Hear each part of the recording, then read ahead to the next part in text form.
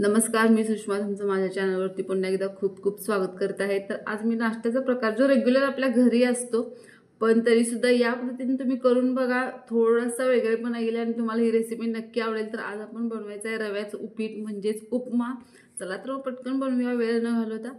तर सगळ्यात पहिल्यांदा मी 1 वाटी रवा घेतलेला आहे। रवा कढईमध्ये छानसा भाजून घ्यायचा, तेलाचा वापर अजिबात करायचा नाही, फक्त असाच आपल्याला रवा सुका भाजून घ्यायचा आहे। थोडेसे रवा थोडासा फुलल्यागत झाला की आपण गॅस बंद करून घ्यायचा, रवा साईडला काढायचा। त्यानंतर मी कढईमध्ये 2 चमचे तेल ओतलेले आहे, तेलामध्ये 1 बारीक कट केलेला कांदा टाकलेला आहे, चांगला परतायचा। त्यानंतर 1 टोमॅटो बारीक कट केलेला आहे, तो सुद्धा आपण तेलात छानसा परतून घ्यायचा। त्यानंतर मी 4 मिरच्या बारीक कट केलेल्या आहेत, यामध्ये त्या ॲड केलेल्या आहेत। त्यानंतर कढीपत्त्याची पानं याच्यामध्ये टाकलेली आहेत। तर हे सर्व आपण छानसं व्यवस्थित मिक्स करून घेऊया। त्यानंतर मी जिरं ॲड करत आहे याच्यामध्ये, जिरा अर्धा चमचा आहे। त्यानंतर शेंगदाणे टाकायचे आहेत आपल्याला, शेंगदाणे मी भाजलेले त्याच्यामध्ये वापरलेले आहेत, कच्चे वापरले तरी सुद्धा चालतील, फक्त तेलात थोडं जास्त परतायचं जेणेकरून आपल्याला उपीट खाताना त्याची चव अशी एकदम कच्ची अशी न लागता व्यवस्थित लागावी यासाठी। त्यानंतर मी याच्यात मूग डाळ वापरलेली आहे, अर्धी वाटीपेक्षा कमी मूग डाळ याच्यामध्ये टाकायची।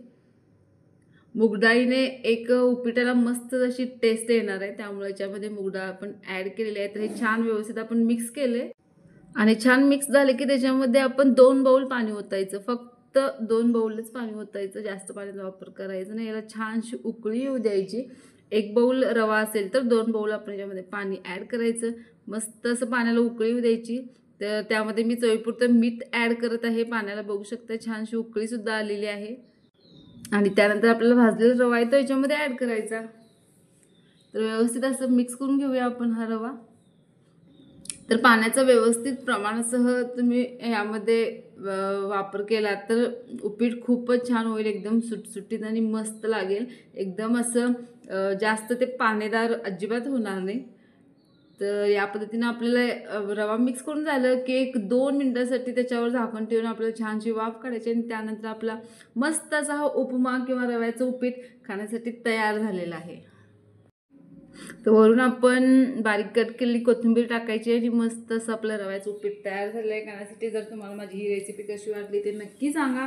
रेसिपी जर आवडली असेल तर लाईक करा, तुम्ही पण घरी नक्की ट्राय करा आणि चॅनलला सबस्क्राईब करायला विसरू नका। थँक्यू।